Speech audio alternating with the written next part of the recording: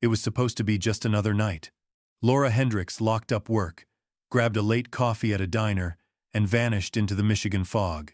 Hours later, police found her car parked behind the diner, keys still in the ignition, her purse untouched, and a coffee cup half full beside the driver's seat. The community searched for months.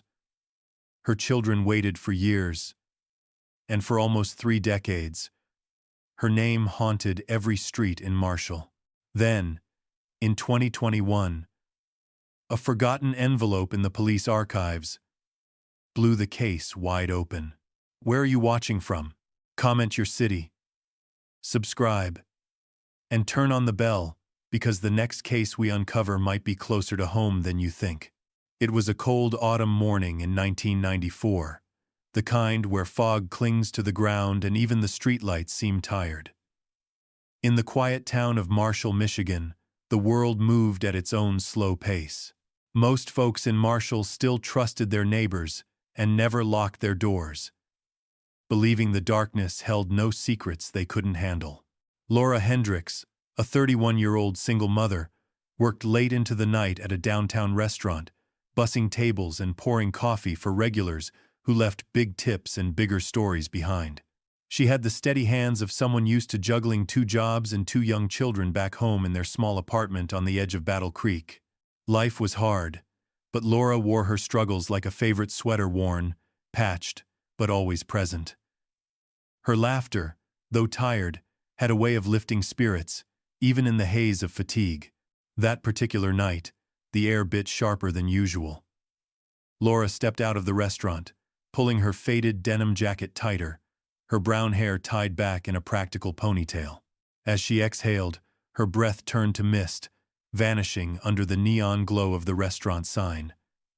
She looked up at the sky, just a blank slate of black and gray. After the bustle of work, the streets were nearly empty, just the hollow echo of distant cars, the rattle of an old soda can rolling down the curb. Laura's routine never really changed, even on nights when the world felt off-kilter. She always stopped at Speedy's Diner, before heading home, a tiny, always-lit cafe on the edge of town, famous for its bottomless mugs of burnt coffee and its quiet hush after midnight. Inside, night workers found refuge. Cops on late patrols, truckers making their last stop before the long highway home, waitresses trading tired jokes. Everyone, in their own way, escaping something. That night, Laura pushed open the door, the bell chiming with its usual metallic clatter. The warmth inside was immediate, a stark contrast to the chill she carried in from the street. She slipped into her usual booth, offered the waitress a grateful smile, and ordered her regular black coffee. Nothing fancy. The waitress, a woman with a memory for faces and a gentle, practiced sympathy, handed over the mug, making a small comment about the weather. Laura laughed, the sound brittle but real, and teased back that Michigan was only for the stubborn. A truck driver in the corner watched her with sleepy curiosity. He'd seen her here before. Always alone, always with the same weary but determined air. He would later remember every detail, the way she tapped her nails on the chipped tabletop, the faded patch on her left sleeve, how she glanced at the clock above the counter as if racing it. He recalled seeing her stand, stretching her back, leaving a crumpled bill under her cup, and walking out just after 3 a.m., denim jacket pulled close, eyes focused and unafraid. Outside, the world felt even emptier. The parking lot behind Speedy's Diner was half-lit, patches of darkness lurking where the light couldn't reach. Laura crossed the asphalt, keys in hand, her steps measured. For a brief moment, she hesitated at her car, as if sensing eyes on her. Maybe it was just nerves, the cold, or the way the wind rattled the dumpster nearby. But she shook it off, tossing her purse onto the front seat and sliding behind the wheel of her aging Ford Escort. Somewhere behind her, an engine coughed to life. A sound that, in this part of town, was so ordinary it didn't even register. She never saw the shadow that lingered at the edge of the building. A figure paused, watching, as Laura sat in her car, fiddling with the radio. Maybe she was trying to find a song to shake off the fatigue, or maybe she was just buying a few seconds of peace before heading home. The next morning, the sun struggled to rise through a layer of low clouds. Dew sparkled on the grass along the highway, and the world of Marshall, Michigan, woke up to a day like any other until someone noticed a car parked behind Speedy's diner, alone, its windows fogged from the cold. Inside, Laura's purse sat untouched on the passenger seat, her keys still in the ignition. The coffee mug from earlier, now cold, sat in the cup holder, but Laura Hendrix was nowhere to be found. At first, nobody panicked. Maybe she'd had car trouble and called a friend. Maybe she'd taken a walk to clear her head. But as the hours passed, the calm of that autumn morning curdled into something far darker. By noon, the police had cordoned off the parking lot, and yellow tape fluttered in the breeze. Neighbors gathered in clusters, their faces pinched with worry and curiosity. In the days that followed, Speedy's diner became a strange kind of shrine, customers whispering about the missing mother, waitresses glancing nervously at the door every time it swung open. The truck driver who'd seen Laura last couldn't shake the memory of her fading silhouette. Parents began keeping their kids inside after dark, and suddenly, the old stories of missing women along Interstate 94 didn't feel so distant anymore. Something in Marshall had shifted. In the quiet hours of that cold October, the town had lost more than just a neighbor. It had lost the illusion of safety that wrapped every home, every familiar face, in a blanket of trust. What really happened to Laura Hendrix that night? As the rumors began to swirl, and the first posters went up, missing her story was only beginning. And the nightmare, though silent, was already unfolding. Laura Hendrix's world was modest, built on small comforts and careful routines. Her apartment on the outskirts of Battle Creek stood at the edge of an aging complex, its walls thin but alive, with echoes her two children laughing, the radio humming, the distant bark of a neighbor's dog. Inside, life was marked by the simple details that only a mother could create. Stickers on the fridge, hand-me-down toys scattered underfoot, a calendar thick with reminders to pick up groceries and never forget a birthday. Those who knew Laura described her as a bright spot in the gray stretch of Michigan autumn. She moved through her days with a practiced efficiency. Always quick, with a smile for neighbors she barely knew.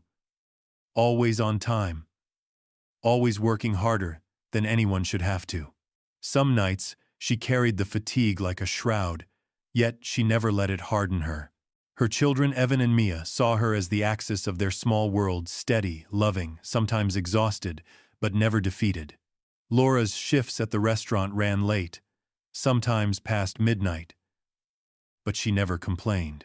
Tips were better after 10, when the lonely and the overworked came in, seeking warmth and conversation more than food.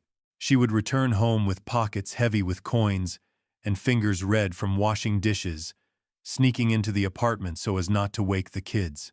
On good nights, she'd sit for a few minutes in the dim kitchen, shoes kicked off, letting the quiet settle before the next round of responsibilities began. After each late shift, Speedy's diner became her second sanctuary. It wasn't just the coffee or the greasy fries, it was the sense of belonging, even among strangers. The diner was a capsule of light and warmth pressed up against the infinite dark of the Michigan night, perched like a watchful guardian at the intersection of old highways and new fears. Truckers nursed their mugs in silence. Police officers scribbled notes between calls. Waitresses traded stories in hushed tones. In that place, Laura wasn't just a tired mother or a weary waitress. She was part of something larger, even if only for a half hour at a time. But Marshall, and the stretches of highway that bordered it, were changing. In 1994, the local news was filled with stories of rising crime, especially along Interstate 94. the great artery that carried restless travelers and nameless strangers through town. Rumors traveled quickly. There were stories of women who went missing, their names whispered in the back booths of diners and at late-night gas stations. None of those cases had ever been solved, but the unease lingered, settling into the bones of the community like the chill of autumn. Laura had heard those rumors, of course. She listened as other waitresses shared warnings, recited tales of lost girls and vanished faces. But fear, for Laura, was a luxury she couldn't afford. Her world was too full of practical concerns: rent, groceries, scraped knees, homework. The darkness outside was simply another fact of life, something to be endured rather than avoided. Still, even she couldn't ignore the way things felt different that year. It was in the way mothers called their children home before sunset, the way police cars lingered a little longer near empty lots, the way every stranger at the diner was watched, if only for a moment, with wary eyes. Something had shifted, an undercurrent of anxiety that pulsed through the veins of Marshall. Laura's friends sometimes urged her to take cabs, to call for a ride, to never walk alone at night. She would laugh, brushing aside their concerns with a shrug, insisting that nothing bad ever happened to people who minded their own business. Yet even she felt the eyes of the night following her, sometimes the sense that she was not as invisible as she hoped. Her children, young as they were, sensed the tension in their mother's shoulders. Evan, old enough to notice the tired lines in Laura's face, tried to help more washing dishes, keeping Mia occupied, listening for her key in the lock each night. Mia, only 7, would sometimes wake up crying, insisting that she'd had a bad dream. Laura would gather her in her arms, whispering reassurances until the trembling stopped. Outside, the world went on as always, school buses rumbling down potholed streets, the hum of distant factories, the bright lights of the strip mall glowing through the fog. But inside their apartment, Laura fought to create a haven, to keep the darkness at bay with simple acts of love. In the weeks leading up to her disappearance, Laura clung to routine more fiercely than ever. She triple-checked that the doors were locked, kept the porch light burning long into the night, and called her sister each morning, no matter how late she got in. She bought new shoes for Evan with tip money, let Mia choose a bright pink backpack for the new school year, and kept the fridge stocked with apples and peanut butter, the way they liked. But outside, change was coming. The highways grew busier, the news more dire, and the space between each safe return home seemed to grow just a little wider. In the back corners of Speedy's diner, the whispers grew louder, and the fear that had always belonged to someone else began, inexorably, to find its way to Laura Hendrix's door. Weeks later, as Laura's routine became the subject of rumor and investigation, the very road she drove every night would become the one people whispered about in fear, her story woven into the uneasy fabric of a town that, for one long autumn, lost its innocence for good. The 12th of October, 1994. In the darkness before dawn, the town of Marshall seemed to hold its breath. A thin mist curled through the empty streets, shrouding storefronts and abandoned lots in a ghostly haze. At Speedy's diner, the neon signs sputtered and flickered, its hum the only sound to pierce the early morning silence. Inside, the final hour of the graveyard shift unfolded as usual. Truckers gathered around chipped mugs of coffee, their laughter subdued, their eyes heavy with fatigue. Laura Hendrix finished her cup and stood, her silhouette framed by the window's glow. She collected her things, tucked her purse under her arm, and offered a soft wave to the waitress as she moved toward the door. The security camera above the entrance, old and grainy, captured the moment she stepped outside, 3:42 a.m., its red light blinking steadily in the corner of the screen. Laura hesitated in the cool air, glancing over her shoulder at a man in a black leather jacket. He stood near the parking lot's edge, tall and imposing, his dark hair blending into the shadows. The regulars at Speedy's knew him only as Rick, a drifter, a man whose presence was always accompanied by a slight tension. like the echo of distant thunder. On this night, the air felt charged with something unspoken. A witness from across the street, a janitor locking up for the night, later recalled hearing voices raised, not quite loud enough to make out the words. He remembered a brief, sharp exchange, the slam of a car door, and then an engine roaring to life, headlights slicing through the fog as a vehicle sped away toward Emmett Township. By sunrise, the commotion had vanished. The only trace was Laura's car, still parked by the diner, its windows reflecting the rising Sunday. No one noticed right away early morning traffic was thin, and most assumed the owner would return soon enough. The waitress from the night shift left at dawn, thinking only of sleep, never suspecting she'd just seen Laura for the last time. 3 days passed, and the rhythm of life in Marshall continued. But for Evan and Mia, the absence of their mother became a silent scream echoing through their apartment. At first, they waited by the door, certain she'd appear with her tired smile, arms outstretched for a hug. Evan, older and more aware, tried to keep Mia calm. He reheated leftovers Laura had left behind, checked the phone, and watched the clock, the hours crawling by with a cruel slowness. When their mother didn't call or return by the second day, the children's anxiety deepened into panic. Mia's sobs grew more frantic, her small hands pounding on the locked apartment door as if she could will Laura to return. Evan's fear was quieter but deeper, manifesting in long silences and sleepless nights, eyes fixed on the ceiling, mind racing with possibilities too frightening to say aloud. Outside their small world, concern began to ripple through the community. Laura was reliable. She never missed a shift, never forgot to pick up her children from school. Her absence became the subject of worried conversations at the restaurant where she worked and in the dim booths of Speedy's diner. Neighbors exchanged uneasy glances, memories of other disappearances surfacing, unspoken but heavy in the air. By the 4th day, worry hardened into dread. Laura's sister, unable to reach her by phone, and alarmed by her absence, contacted the police. Officers responded quickly.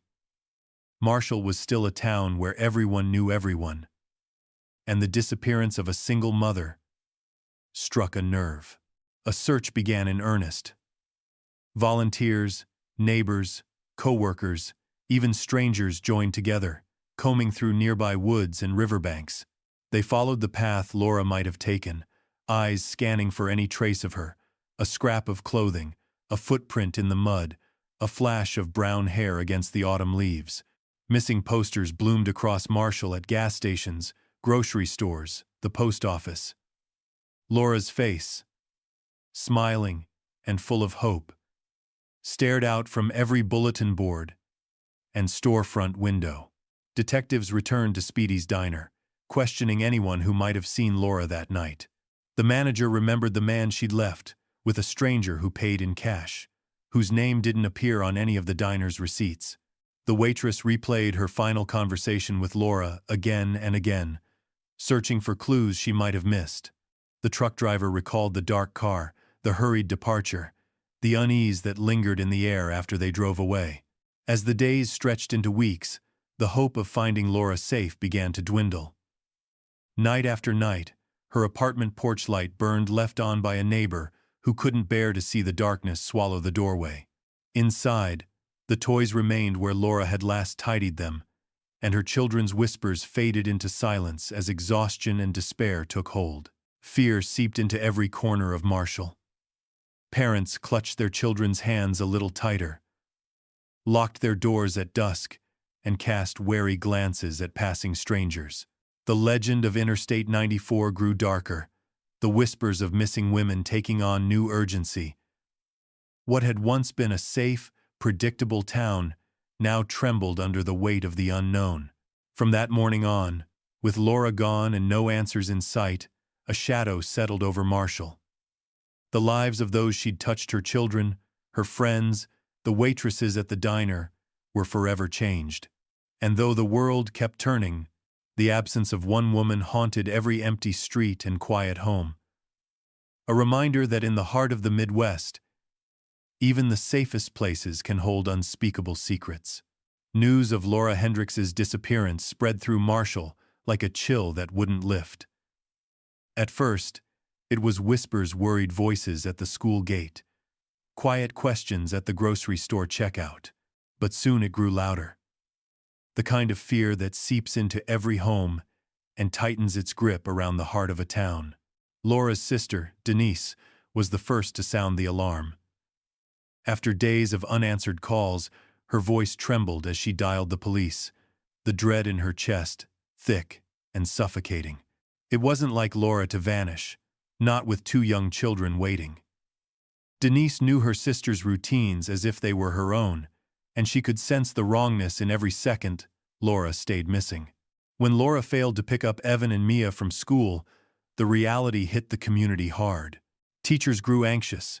They'd never seen the Hendrix children left behind before, their small faces pressed against the window, eyes searching for a familiar car that never came. Denise arrived at the school, her face pale and drawn, and hugged them close, the kind of embrace that said everything words couldn't.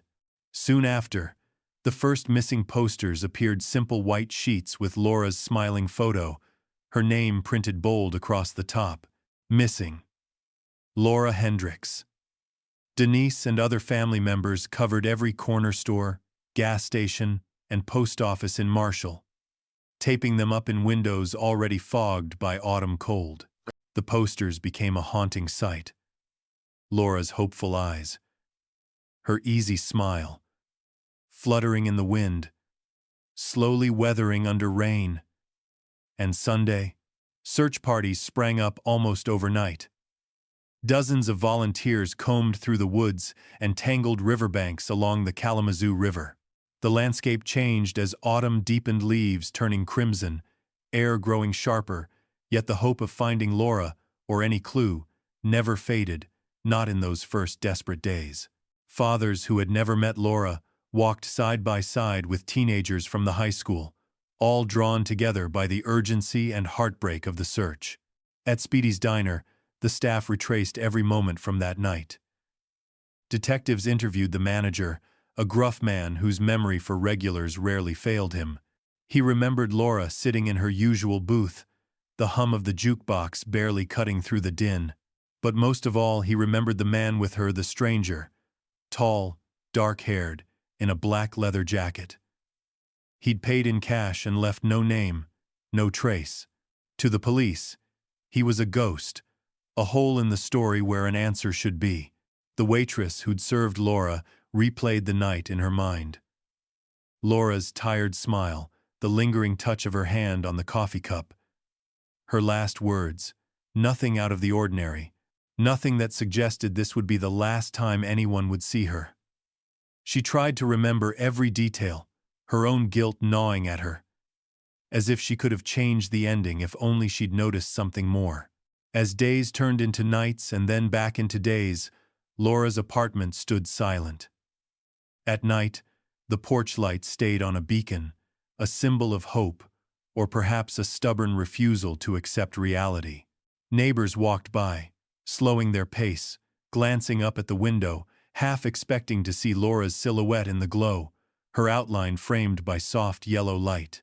But the rooms remained empty except for Evan and Mia, whose voices grew quieter, the laughter replaced by whispers and tears muffled by pillows. The fear that had first lingered at the edges of the community now seeped into its core. If this could happen to Laura, one neighbor whispered, "Who's next?" People began to double-check locks, to draw curtains earlier, to keep their children closer. For the first time in years, parents hesitated before letting their kids play outside. And women avoided walking home alone after dark. The old sense of safety that Marshall had cherished began to erode, replaced by an undercurrent of anxiety. Rumors ran wild, everyone had a theory. Everyone remembered some detail that seemed important now. Was it the trucker who always sat in the corner? The quiet man who never spoke? Or maybe the stranger who'd only passed through town once but left a chill in his wake? The police, inundated with calls, sifted through tips that led to dead ends and the same cold comfort. Nothing concrete. Nothing to bring Laura home. In the absence of answers, people clung to hope and ritual. Candlelight vigils flickered on street corners, prayers were offered in hushed voices, and casseroles piled up on Denise's kitchen table, as if food could fill the hole that Laura's absence left. Each night, as the town settled into uneasy sleep, the porch light on Laura's apartment shone through the darkness, a stubborn point of resistance against despair. For Evan and Mia, the world grew smaller. Denise became their anchor, filling the empty spaces with stories and hugs, trying to keep their lives as normal as possible. But some nights, she would sit alone in the kitchen, hands wrapped around a cup of cold coffee, staring at the empty chair across from her. She whispered Laura's name, as if saying it aloud might summon her back, as if hope itself could break through the thickening shadow that had fallen over Marshall. And so the days slipped by, one after another, each carrying the weight of what was lost. The search continued. The posters faded, but the question remained, hanging over every heart and home. Where was Laura Hendrix? And if she could vanish, what was stopping the darkness from coming for anyone else? The search for Laura Hendrix quickly became the largest missing person case Marshall had seen in years. For days, police cars patrolled the streets, and volunteers moved in somber lines along the banks of the Kalamazoo River. Local news vans parked in front of the police station, their antennas rising like question marks against the slate-gray sky, feeding updates to an anxious community that hung on every word. Inside the small police station, a hand-drawn timeline grew across a whiteboard, scrawled in blue and red marker. Each hour of Laura's final night was mapped and remapped, each detail scrutinized until it blurred at the edges. The work was meticulous, the stakes heartbreakingly real. The timeline told its own quiet story. 2:55 a.m. Laura finished her shift at the restaurant. Security footage showed her leaving, her face weary, her stride purposeful. 3:15 a.m. She arrived at Speedy's Diner, where she was seen by staff and a handful of regulars. Witnesses remembered her smile, the way she seemed relaxed, unwinding after a long night. 3:42 a.m. Laura was seen leaving the diner with a man the staff only knew as Rick. The camera caught her stepping into the night beside him, the image blurry and distant, but clear enough to leave an impression that would haunt those who saw it. By the time the world outside began to lighten, another piece of the puzzle emerged. At 5:10 a.m., a driver passing by spotted Laura's Ford Escort parked by the roadside, barely illuminated by the first pale glow of dawn. The driver's door was slightly ajar. The engine was off, the silence unnerving. Inside the car, police found Laura's purse, her ID, and a pair of delicate silver earrings she wore almost every day. Her flip phone sat on the seat, its battery drained, its last dialed number a call to her sister that had never connected. There was no sign of a struggle, no blood, no torn fabric, nothing to suggest violence. It was as if Laura had simply stepped out of her own life, leaving everything behind but herself. Detectives fanned out across the town and beyond, chasing down leads that led them through a maze of uncertainty. Their focus narrowed quickly to the man called Rick, whose reputation preceded him in whispers and uneasy glances. Rick Compton had a history nothing proven, but enough for the police to look twice. Years earlier, he'd been accused of assaulting women, but the charges never stuck. People in Marshall remembered his anger, the way his temper flared for no reason, the stories that followed him like a shadow. When police finally found Rick, he was working odd jobs on the edge of town, moving between motels and friends' couches, never settling. He wore the same black leather jacket described by witnesses, his dark hair now streaked with gray. Under questioning, he insisted he'd left Laura at the diner, that he'd gone home alone. He seemed calm, but the officers saw the tension behind his eyes, a flicker of something unspoken. They searched his car and his apartment, collected hair and blood samples, dusted for fingerprints, and boxed up anything that seemed remotely suspicious. But in 1994, DNA technology was still in its infancy, and what evidence they gathered became just another puzzle piece, one that technology couldn't quite solve. They pressed Rick for an alibi, but his story never wavered, and without clear proof, the investigation stalled. As the investigation deepened, detectives revisited Speedy's diner again and again. They combed through receipts, talked to every night shift regular, and cross-checked security footage from surrounding businesses. Yet no one could recall seeing Laura leave with anyone but Rick. The waitress remembered his cold stare, the way he paid in cash, and left a tip that felt more like a gesture than generosity. She shuddered as she recounted it, guilt flickering behind her tired eyes. The absence of hard evidence gnawed at the investigators. They checked Laura's phone records, pieced together her movements in the hours before she vanished, and reached out to other departments for help. Even the FBI sent agents to consult, their presence both reassuring and ominous. Every possible scenario was considered a random abduction, a crime of passion, a runaway mother, yet none fit the facts with any comfort. Meanwhile, the river search continued, sometimes uncovering nothing but muddy footprints and broken branches.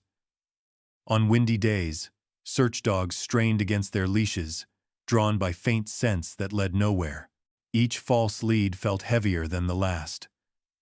Volunteers, who at first had moved with determined hope, now trudged through thickets with grim resignation, their optimism worn thin by the relentless uncertainty. Winter crept into Michigan early that year. The first snow dusted the lawns of Marshall before Thanksgiving, its silence settling over the town like a shroud. The riverbanks grew hard and icy, and the woods, once alive with volunteers and barking dogs, became still again. As December came and went, the case grew cold, filed away with others, stacked high in a metal cabinet deep inside the Battle Creek Police Department. Laura's photo stayed pinned to the board, her eyes a reminder that hope, like evidence, was fading with each passing day. Yet beneath the surface, grief and suspicion still simmered. Laura's children spent their first Christmas without her. Their stockings hung, but hearts hollow. Her sister kept calling, sending letters, refusing to let the silence become the answer. And somewhere in town, the man called Rick went about his days, forever marked by the shadow of a night no one could fully explain. In Marshall, life continued, but nothing was quite the same. Every mother who walked alone at night, every daughter who passed through the glow of the diner's neon sign, felt the weight of Laura's absence. The case was cold, but the questions remained, echoing through the empty streets. What had happened to Laura Hendrix? And would Marshall ever truly feel safe again? The turning of the year marked not only another winter in Marshall, Michigan, but the quiet burial of hope. As January dawned cold and brittle, Laura Hendrix's name faded from headlines. The search parties broke apart, volunteers returning to routines made hollow by the absence of purpose. The posters curled and peeled from windows, their paper yellowing, ink bleeding in the snow and rain. Yet, for the Hendrix family, there was no moving on. There was only waiting. Waiting for answers.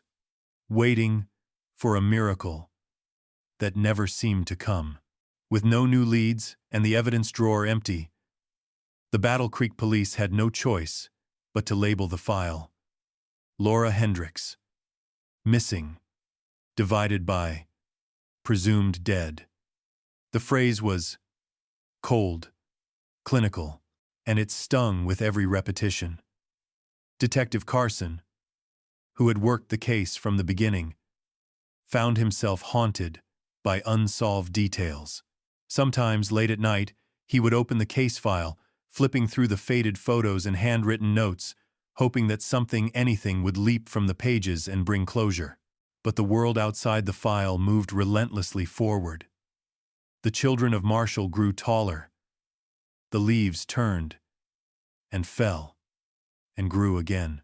Time was a thief, quietly stealing away the urgency of Laura's case until it existed only in the gap's awkward silences at family dinners. The hush that fell in the diner whenever her name was mentioned, the shadow that lingered across her children's eyes. A year after Laura disappeared, in the fall of 1995, a hunter found something tangled in the brush along River Road. Tattered clothing, weathered by rain and Sunday. The pattern matched what Laura had worn that night, denim and pale blue. The police collected the scraps, sending them off to the state lab, their hope rekindled by the promise of new science. But DNA testing was primitive, its answers as murky as the river itself. The results came back inconclusive. Another disappointment filed away among many. Life at the Hendrix apartment changed in ways both small and seismic. Evan, Laura's son, aged overnight.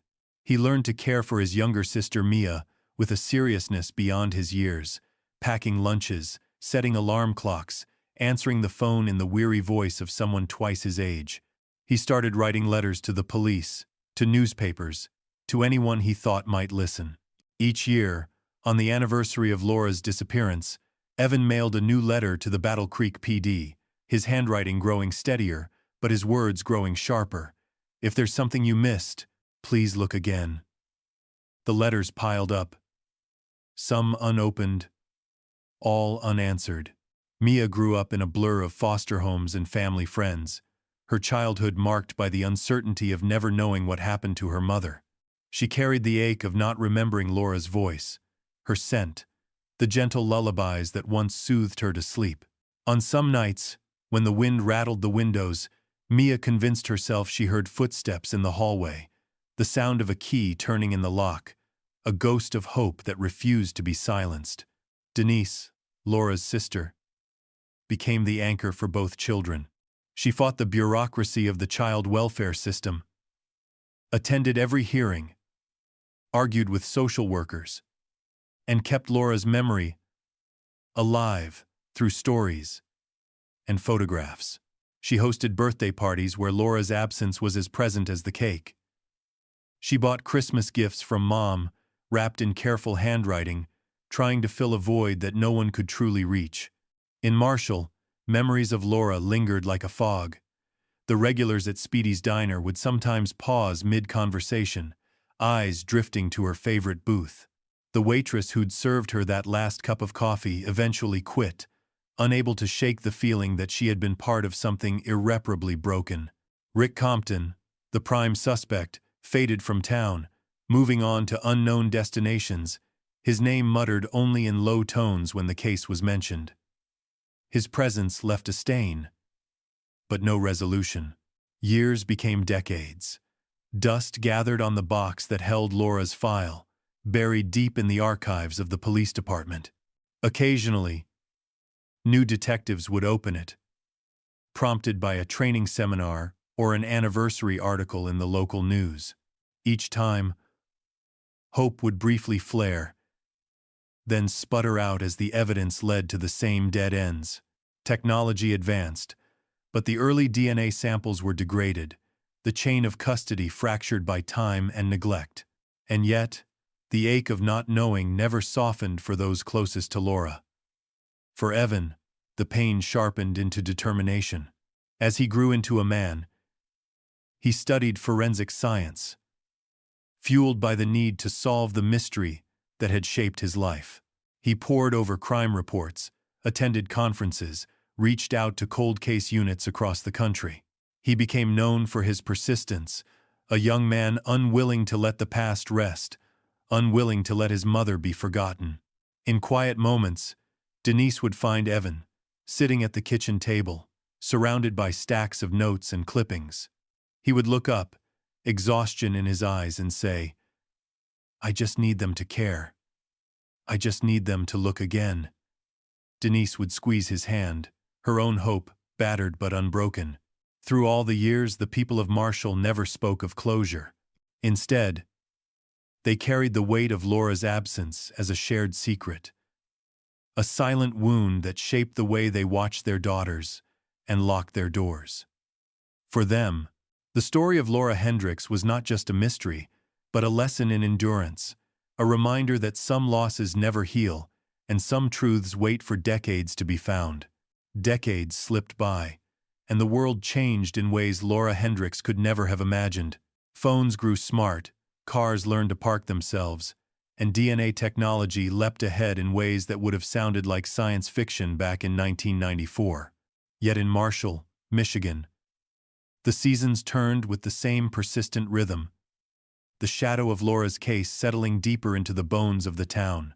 Every year, Evan Hendrix sent another letter. Sometimes he dropped it off in person, staring down the indifferent clerk at the police station. Sometimes he mailed it from his new apartment, an hour away. The message never changed: please, look again. Denise aged, her hair silvering, her resolve and pain never truly dulling. Mia, no longer a little girl, tried to push away the ache of growing up motherless, but the old wounds lingered, invisible to outsiders but raw as ever at home. Then, in March of 2021, everything shifted. It started with a routine audit of the evidence room at the Battle Creek Police Department. A mundane check of boxes and envelopes that no one had opened in years. Detective Scott Marshall, a younger face with a reputation for persistence, took on the thankless task of inventory. He worked through stacks of files, rusted paper clips, envelopes thick with dust. His mind half occupied until he came across a small, unmarked packet. Inside, pressed between brittle pieces of paper, was a dried blood sample, its origins noted in faded pen but never properly logged. Curiosity and procedure intersected. Scott sent the sample to the new state lab, not expecting much. In truth, most cold case evidence ended in more dead ends. But just days later, the lab called back urgency, crackling down the line. The DNA profile was strong, the technology now years ahead of what detectives in 1994 could have imagined. The match, when it came, stunned the department. Roger Platt.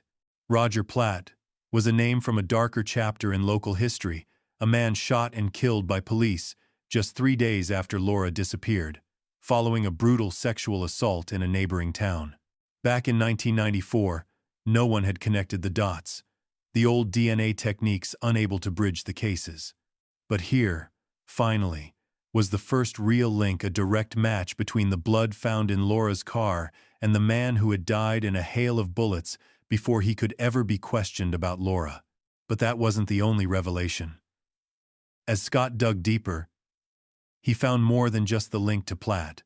Lab records from years before, digitized and cross-checked with new national databases, revealed that Platt's DNA profile had once been stored alongside material from another case. In those notes, another name surfaced: Rick Compton, the man who had left the diner with Laura that night. The man who had haunted police interviews, always on the periphery, never charged, always just out of reach. The news sent shockwaves through the department. Scott worked late nights, poring over the brittle files, piecing together what his predecessors had missed. He pulled up the lab reports on the clothing found by hunters in 1995, the denim fibers, the stray hair caught in the weave.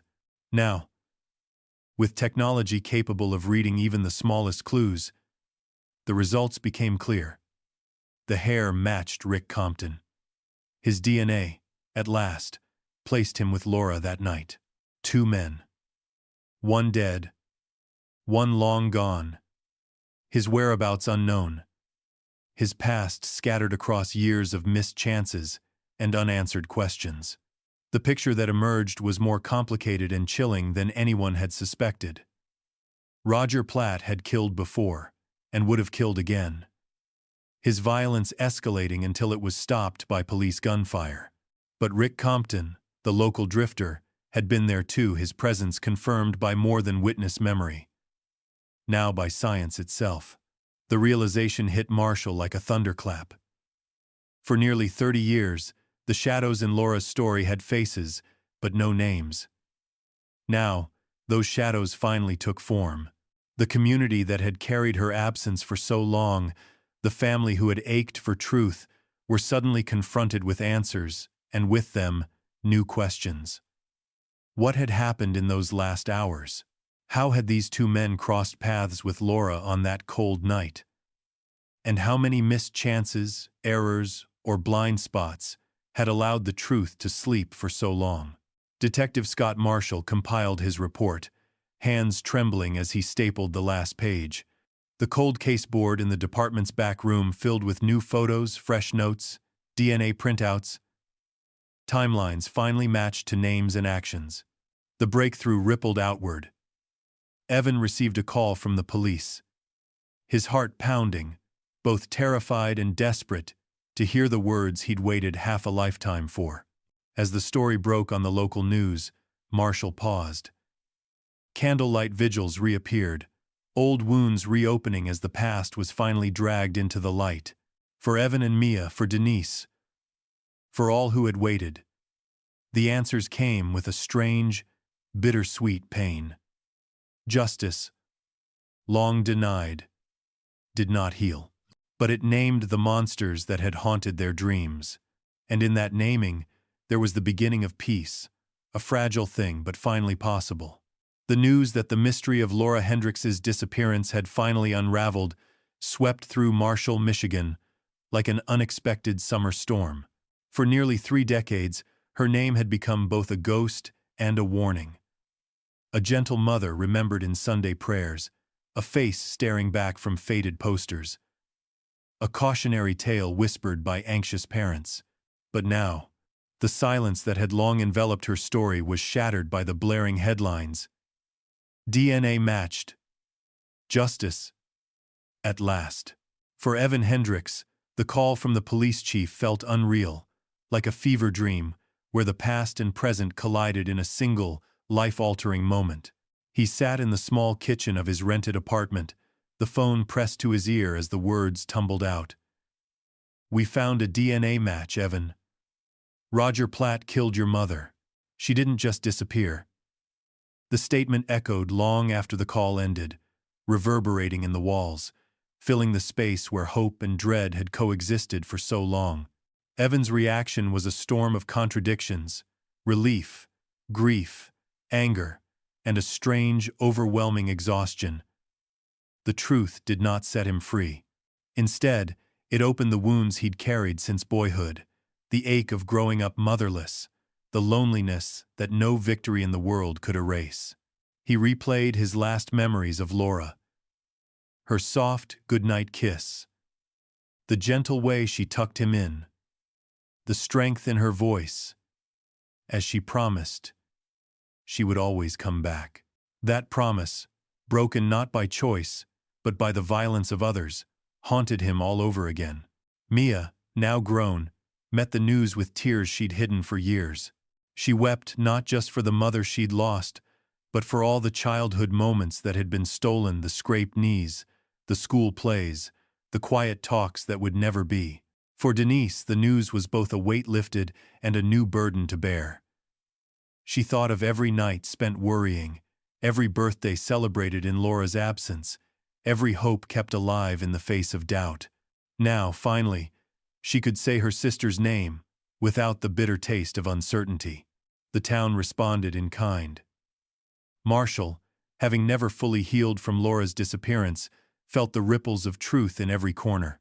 At Speedy's Diner, a place forever tied to Laura's last known moments, the staff and regulars gathered for a candlelight vigil.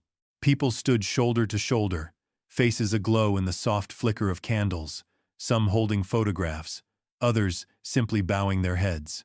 The window beneath the old wooden sign became an altar, covered in flowers and hand-drawn cards, a place for memory and mourning. The police chief spoke softly that night. "Justice can't bring them back," he said, the words heavy with regret. "But it can stop it from happening again." His voice echoed across the parking lot, mingling with the night air, reminding everyone that some wounds, though unhealed, could serve as warnings, lessons etched in the fabric of a small town that would never take safety for granted again. In the days that followed, the story traveled beyond Marshall. News crews arrived, their cameras glinting in the autumn sun, capturing interviews with neighbors, former searchers, and family members. The story was picked up across Michigan, each article recounting the years of waiting, the twists and turns of the investigation, the bittersweet relief that justice, though slow, had finally spoken. Yet beneath the headlines and public gestures, there remained a quiet reckoning for all involved. Evan found himself at Laura's old apartment complex, staring up at the balcony where he'd once waited for her return.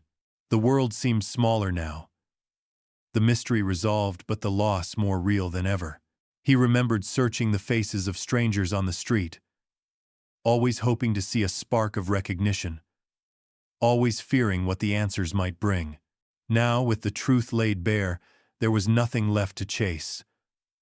Only a life to rebuild, a process that would take years, maybe a lifetime. The same was true for Mia, who kept a candle burning in her window each night, not for hope, but in memory. Denise found solace in the simplest acts: cooking Laura's favorite meal, playing old records, telling stories to her grandchildren so that Laura's name would always be spoken, her life never truly lost. The truth also forced the town to confront its own failings, years of missed clues, evidence overlooked, a killer who could have been stopped sooner. Parents held their children a little closer, neighbors renewed old friendships, and the community pledged to do better. To remember that the cost of indifference could never be measured in newsprint alone. In the end, the vigil at Speedy's Diner became more than a tribute, it became a promise.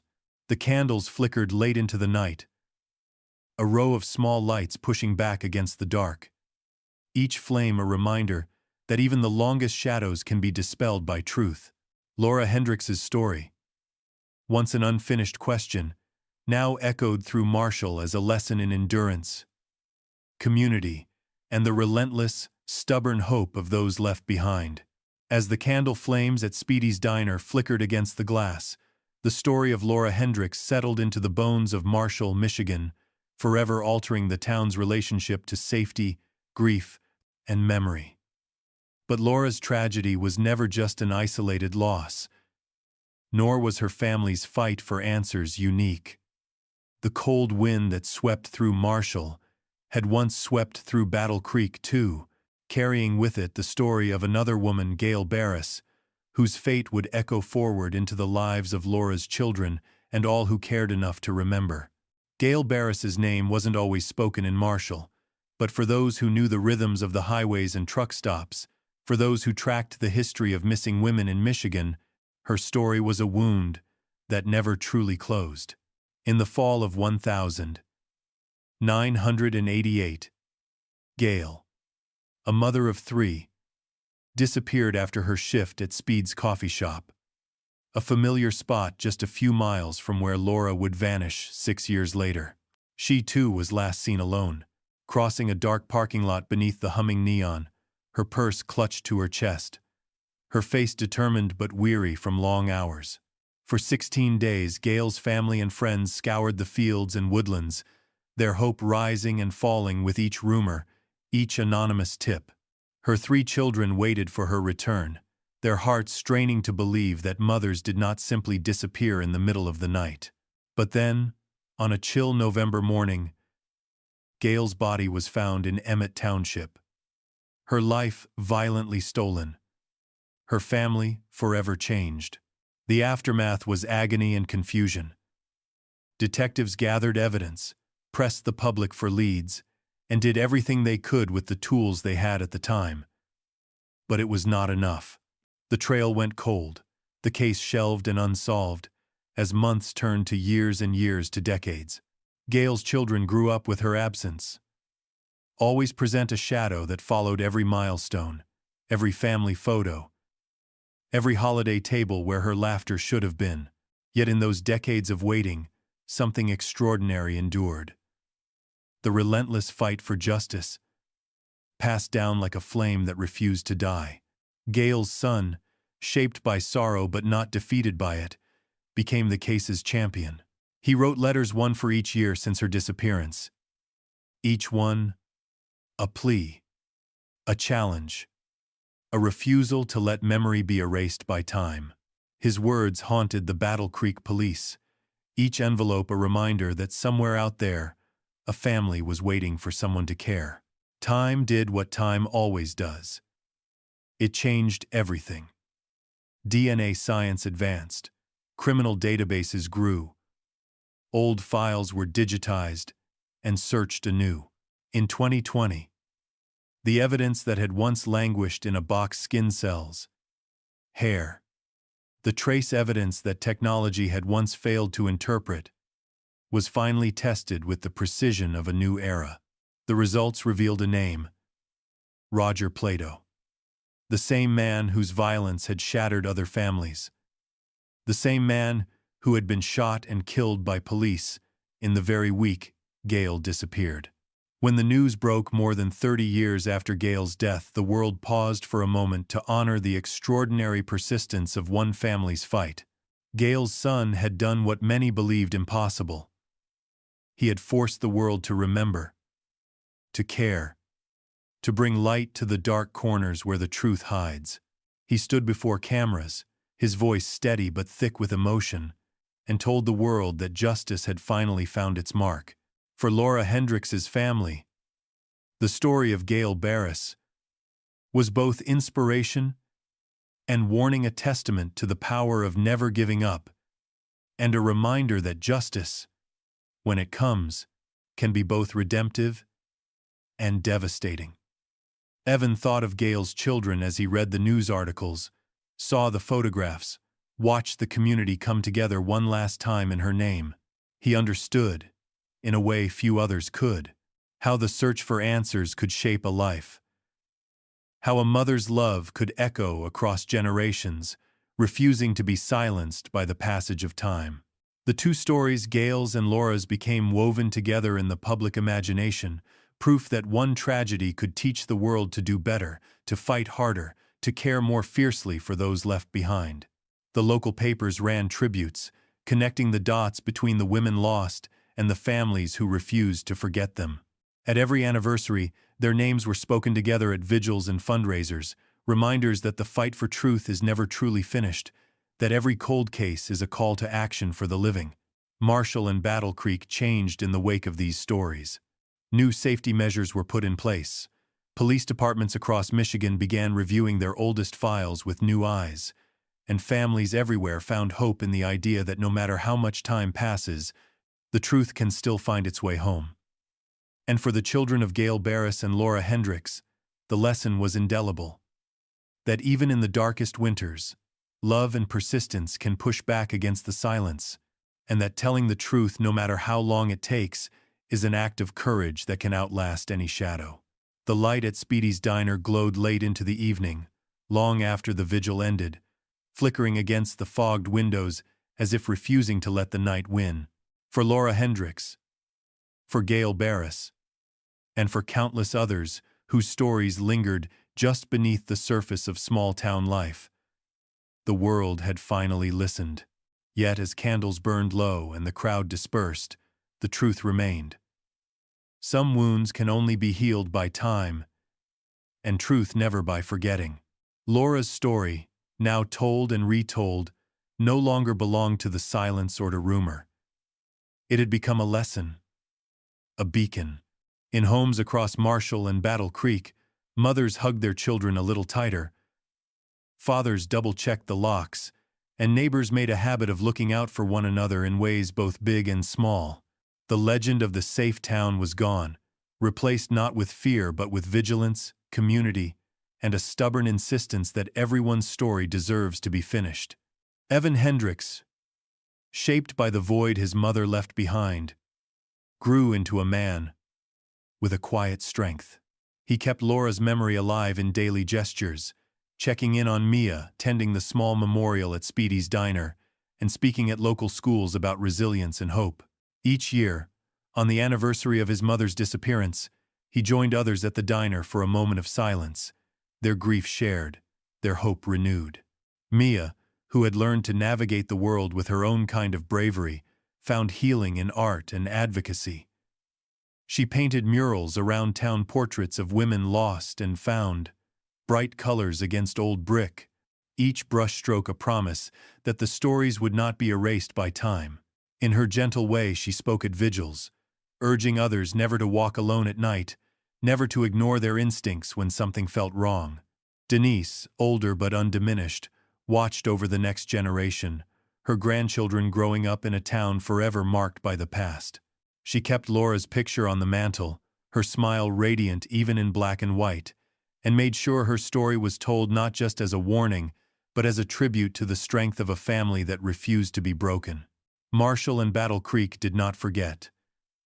They honored Gail Barris, the mother who vanished in 1988, whose tragedy echoed through Michigan's heartland for 3 decades. At City Hall, a plaque was mounted. In memory of Gail Barris and all those who never made it home, may justice and hope never fade.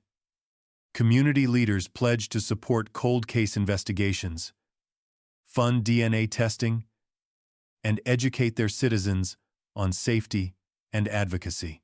It was a small victory, but one that sent ripples through other towns, other families, other stories left unfinished. The lessons, hard-earned, were passed down. Never walk alone late at night, no matter how familiar the road. Always trust your instincts when something feels wrong. Better to be safe and questioned than silent and lost. If something doesn't add up, report it. Speak out. You may be the voice someone needs to survive. The old wounds in Marshall and Battle Creek never fully closed, but they changed shape. They became sources of wisdom, reminders to care for one another, to demand justice even when the world grows weary of asking questions. And for the families of Laura and Gail, justice, though imperfect, meant that their loved ones were not lost to the shadows. They were honored, remembered, and heard. In the quiet aftermath, Evan sometimes returned to the riverbank, where his mother's memory lingered strongest. The water, cold and relentless, reflected the sky above, endless, sometimes gray, sometimes brilliant, with light.